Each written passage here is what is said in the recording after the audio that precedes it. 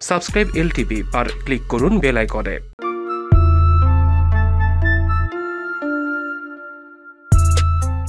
বাংলাদেশের জনপ্রিয় অভিনেতা শাকিব খান কলকাতায় গিয়েছিলেন প্রযোজনা সংস্থা এসকে মুভিজের হাত ধরেই, কিন্তু হঠাৎ তাদের প্রতিদ্বন্দ্বী প্রোডাকশন হাউস এসবিএফ শাকিব খানের সঙ্গে একটি ছবির চুক্তি সই করে।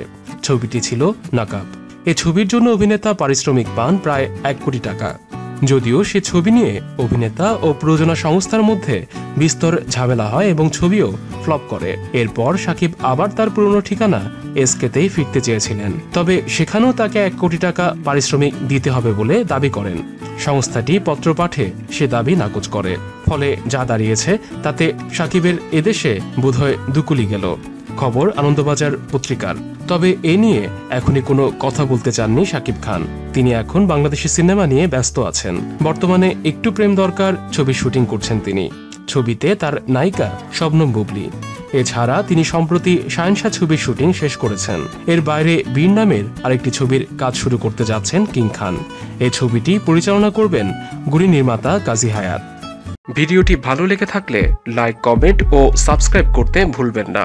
ভিডিওর ডেসক্রিপশনে দেয়া আমাদের সোশ্যাল মিডিয়ার লিঙ্কগুলো ফলো করুন।